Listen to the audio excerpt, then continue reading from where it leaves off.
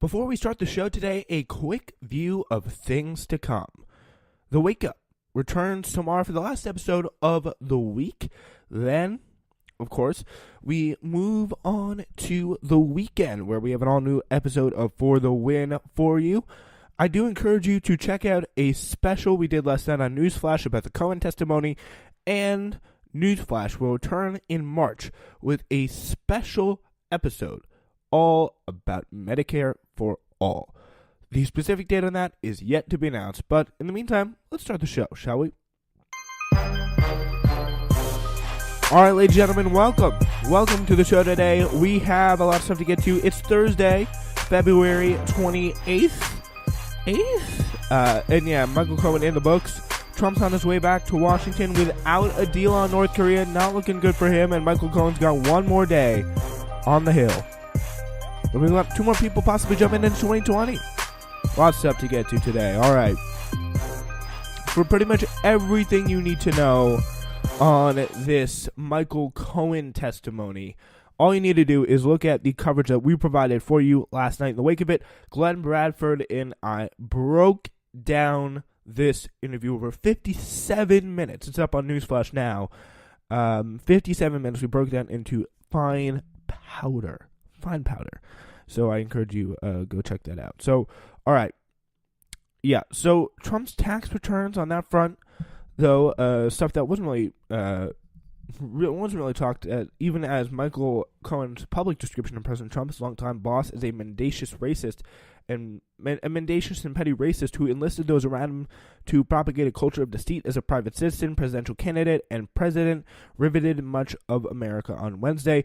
Cohen was armed with documents and anecdotes alleging that Trump lied about his foreknowledge of the WikiLeaks dump of stolen DNC emails, the extent of his business dealings in Moscow, and hush money payments that were made to silence adult film star Stormy Daniels, with whom he is said to have had an affair with. As we know, he did. He also hinted at possible legal jeopardy for the president, but in less explosive moments of the Cohen's appearance for the House Oversight Committee, they could lay the groundwork for obtaining the goods the Democrats have cautiously been pushing for, and they really think there is something there. Donald Trump's tax returns. Representative Alexandria Ocasio-Cortez and Jimmy Gomez of California used their time questioning the president's former personal lawyer to uncover more details about Trump's unusual finances and tax-related claims, which some experts believe evidence of bank and tax fraud. So that's stuff that, again, Paul Manafort went to jail for, and it is definitely not unbelievable knowing the man, Donald Trump, that we talked about last night. Michael really did savage his character, not that it really needed that much more savaging. Gomez honed in on Trump's claim that his tax returns are under audit by the IRS, and this is why he never released them to the public during the 2016 campaign. And under some questioning from Gomez, Cohen concluded, quote, "I presume that Trump is not under audit." So that solves that up. He said to me, this is Cohen talking now, that what he didn't want was to have an entire group of think tanks that are tax experts run through his tax returns, start ripping into pieces, and they'll end up in an audit, and ultimately have taxable consequences, penalties, and so on. The real reason, that was in response to a question from Gomez about the real reason why the president has refused to release his tax returns. To your knowledge, did the president ever provide inflated assets to an insurance company? Ocasio-Cortez asked Cohen, who responded in the affirmative. Ocasio-Cortez asked that Cohen to confirm a New York Times report revealing that Trump undervalued properties he inherited. Cohen replied that he wasn't working for Trump at the time, but that the organization's chief financial officer, the man, Alan Weisselberg, talk to him, talk to Alan, leave me alone. I'm going to prison here, folks. Alan Weisselberg would know. He also described the process by which Trump allegedly artificially undervalued assets in order to pay less. NBC News reported yesterday that Weisselberg is not a cooperating witness in these federal probes, saying, would it help for the committee to obtain federal and state tax returns from the president, so that in his company to address that discrepancy? Ocasio-Cortez asked, and Cohen answered, I believe so. Democrats have really gone very far to tread lightly on the issue of how and whether to try to get their hands on Trump's taxes. Speaking of Nancy Pelosi, the Ways and Means Committee Chair Richard Neal, with direct jurisdiction over the issue, have moved pretty carefully on the issue, with good reason. The administration will unlikely hand them over without a court battle. He wants to lay a case about why presidents should be closing their tax returns before he formally forces them to do it. Dan Rubin, a Neil spokesperson, told Politico earlier this year, outlining Neil's approach. Power Up, a branch of the Washington Post, spoke with Gomez, a member of the House Oversight and Ways and Means Committee. He's the only guy on there. I remember that from his testimony yesterday. Gomez said that Cohen's hearing paved the way for the committee to pursue the release of Trump's taxes on the grounds of fulfilling Congress' oversight responsibilities. Also, Bill Pascrell, a senior member of the Ways and Means Committee, says he sees no reason trying to obtain Trump's tax returns, referring specifically to the check Cohen produced showing what he says Trump was reimbursing him for hush money payment directed to Daniels. If he wrote those payments off as a business expense, that would constitute fraud, and his returns would show that. So Pascal says. So yeah, this is a business expense. If he wrote that off as a business expense, he's guilty there of tax fraud. So that is interesting. So yeah, AOC did get a lot of credit for really being aggressive on those questions. So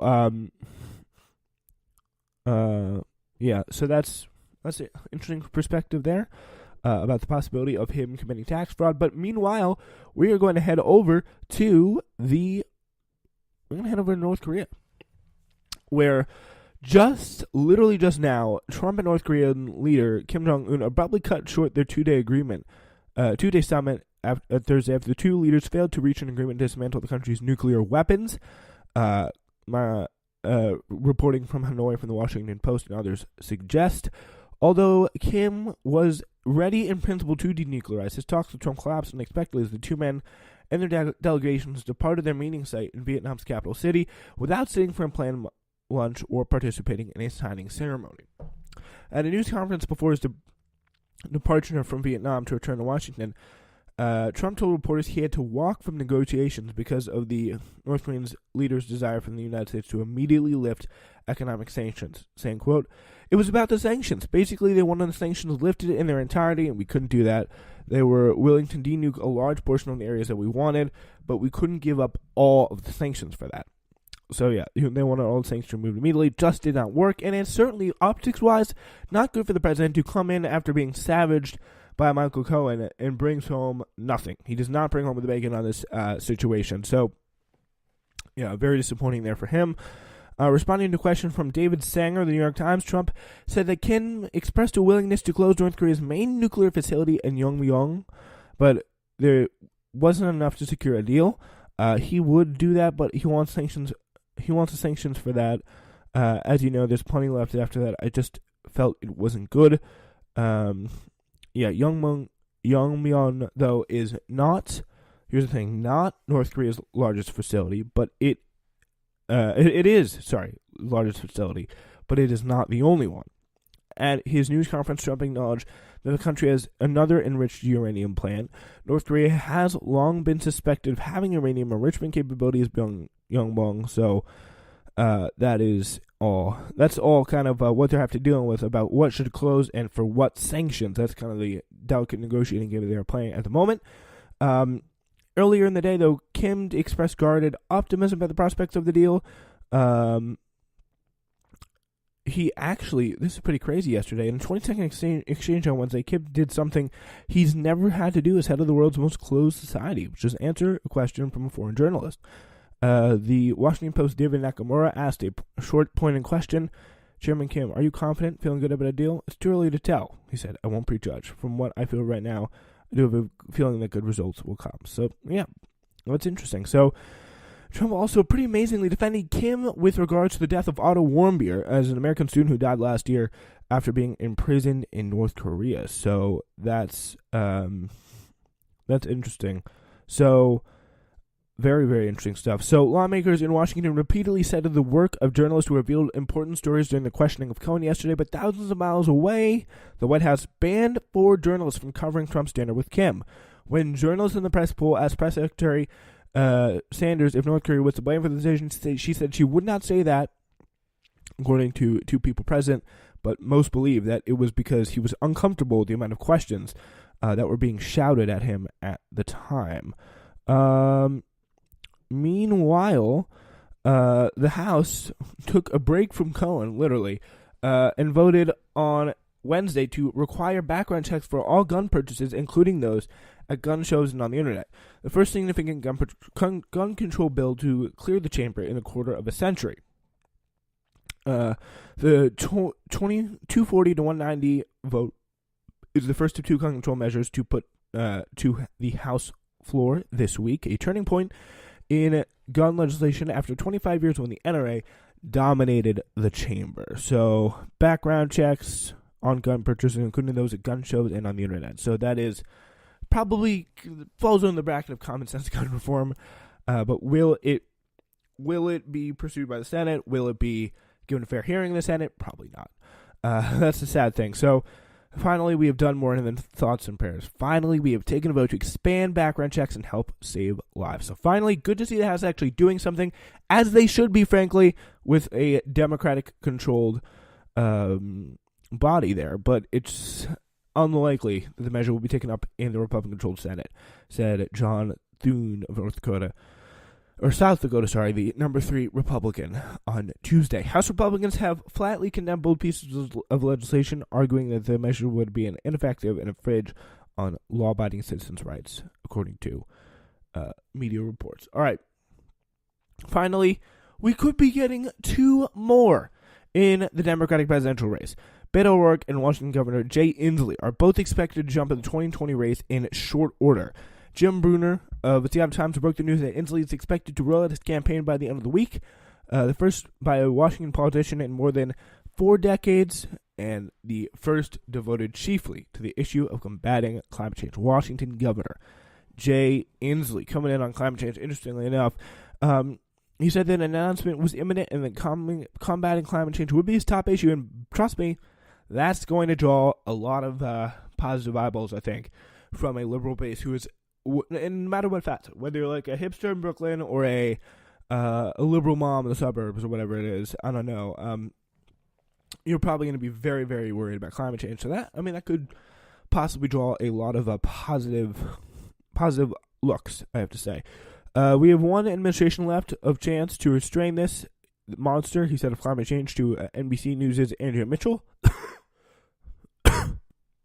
Excuse me.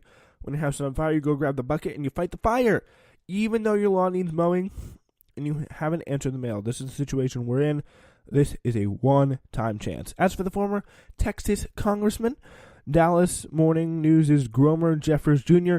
wrote that O'Rourke has not decided to run for the U.S. Senate next year. Has decided not to run for the U.S. Senate next year against Texas Republican incumbent John Conran, and likely will announce a presidential campaign soon. It's a face palm. So I'm going to say that. Face palm. I want to put your head in your hands there. He told the Dallas Morning News on Wednesday. Amy and I have made a decision about how best we can serve our country. We're excited to share it soon. Looking forward to about to see them lose their presidential election is how they best can serve their country on this front. All right. That is it for us today. We hope you enjoyed the show. And ladies and gentlemen, you just got the world in a little bit less than 15 minutes. We'll see you Friday.